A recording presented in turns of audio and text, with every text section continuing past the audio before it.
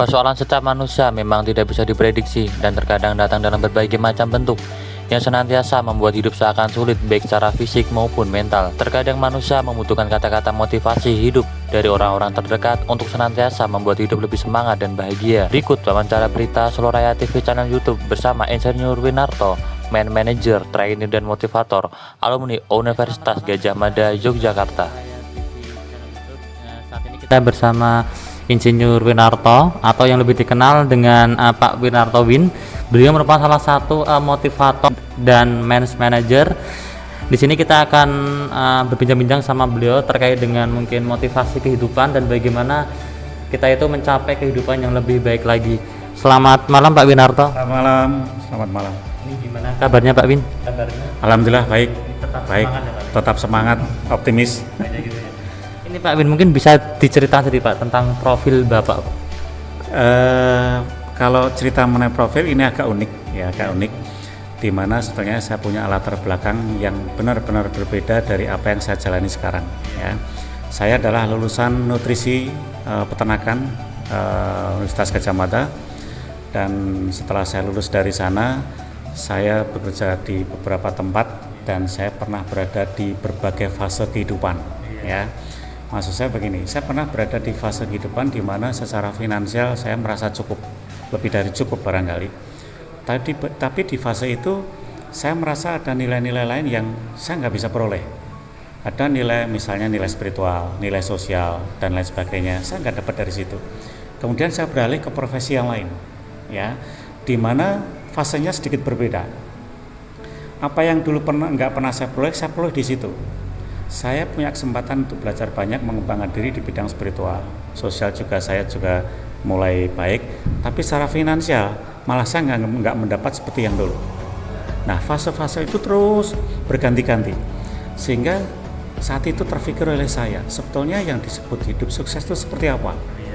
Akhirnya saya belajar bertahun-tahun, akhirnya saya mendapatkan pencerahan-pencerahan kecil gitu ya, yang akhirnya bagi saya pribadi bisa menjawab pertanyaan yang selama ini saya cari, yaitu apa itu sukses, bagaimana cara meraihnya.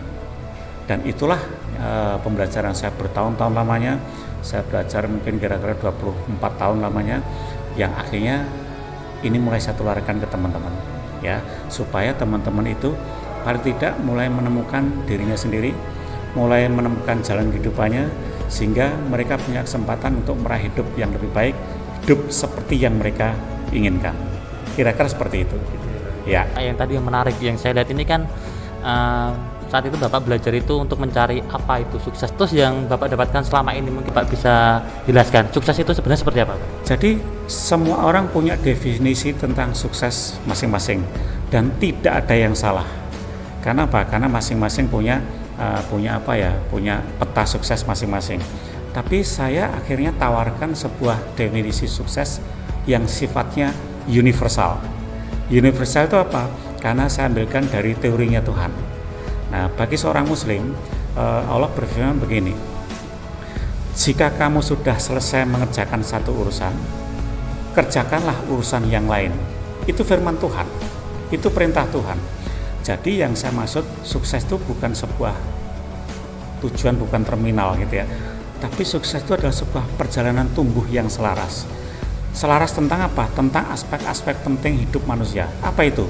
Ada 6 aspek penting yang saya catat. Mungkin orang punya lebih bisa, atau mungkin mengurangi. Ada aspek finansial, spiritual, sosial, kemudian ada intelektual, ada emosi, dan lain sebagainya. Nah, sukses adalah perjalanan tumbuh menjadi lebih baik dalam kondisi yang selaras dari aspek-aspek itu. Jadi jangan sampai maksudnya begini, orang uangnya banyak banget gitu ya, tapi sakit-sakitan. Atau uangnya banyak banget, kaya raya, sehat juga, tapi kehidupannya dijauhi teman-temannya, dijauhi para tetangga. Nah, ini maksud saya, supaya orang-orang itu mendapatkan kehidupan yang kalau saya menyebut hidup penuh keberkahan. Kehadirannya selalu ditunggu oleh orang lain. Jadi hidupnya lebih bermakna. Itu kira-kira. Kita lihat di lingkup masyarakat mungkin ada yang berpikiran tentang, ada yang mengeluh tentang kehidupan ini seperti ini. Mungkin yang menghambat mereka untuk tumbuh terus bangkit atau untuk meraih kesuksesan itu sebenarnya apa? Ya. Jadi begini, Ada banyak orang mempelajari faktor-faktor penting untuk bisa meraih sukses, kan begitu. Mungkin kalau penjenengan saya tanya, mungkin akan banyak bisa menyebutkan faktor-faktor itu. Ada apa misalnya? Ada ikhtiar, ada doa, ada semangat, ada peluang, ada keberuntungan, ada macam-macam ya. Tapi mereka jarang membicarakan dua hal, ya, dua hal yang saya peroleh dari pembelajaran saya. Satu apa? Satu tentang mindset, yang kedua tentang level energi mental. Dua itulah yang selama ini jarang sekali dibicarakan banyak orang. Jadi kalau saya ditanya apa faktor sukses, saya hanya perlu menambahkan dua ini. Nah, mindset itu begini. Setelah saya pelajari, Tuhan itu memberikan kepada setiap manusia sebuah anugerah yang luar biasa. Anugerah itu berupa apa? Berupa sistem. Sistem yang ditanamkan kepada masing-masing orang yang bekerjanya itu otomatis, tidak perlu kita kendalikan. Sistem inilah saya menyebutnya the holistic working system. Sistem kendali internal diri yang bekerja secara otomatis dan bersifat holistik. Holistik itu apa? Antara pikiran logis, akal logis dan akal batin bekerja selaras. Nah, saya ambilkan gambaran sedikit mengenai sistem ini ya. Sistem ini dimulai dari pikiran sadar dan bawah sadar. Dan setiap detiknya, kedua pikiran ini mendapatkan ide, mendapat informasi dari panca inderanya. Seperti penjelasan hari ini, detik ini, penjelasan dapat informasi ini dari pendengaran. Setiap hari seperti itulah pikiran kita. Nah, pikiran kita setelah mendapatkan ide, mendapat informasi, kemudian tugas pikiran adalah mengolah informasi itu, dianalisa, ya. Nah, dari analisa ini, kedua pikiran ini akan menimbulkan kesimpulan-kesimpulan. Kalau kesimpulan itu punya intensitas emosi dan pemahaman yang kuat, maka akan terbentuk keyakinan namanya. Keyakinan tentang apa? Tentang banyak hal. Tentang uang, tentang Tuhan, tentang kesehatan, tentang apapun dalam hidup ini. Keyakinan inilah yang nanti akan disimpan menjadi mindset. Jadi mindset itu isinya salah satunya adalah keyakinan. Dua yang lain adalah tentang kebiasaan dan emosi. Nah, karena mindset ini isinya keyakinan, kebiasaan dan emosi, maka isi mindset ini akan mempengaruhi behavior, tingkah laku. Dan tingkah laku ini akan mempengaruhi output hasilnya. Sambil contoh saja. Ada orang yang mengeluh. Selama ini sulit untuk menjalin relasi. Entah relasi bisnis atau relasi yang lain gitu ya. Kenapa?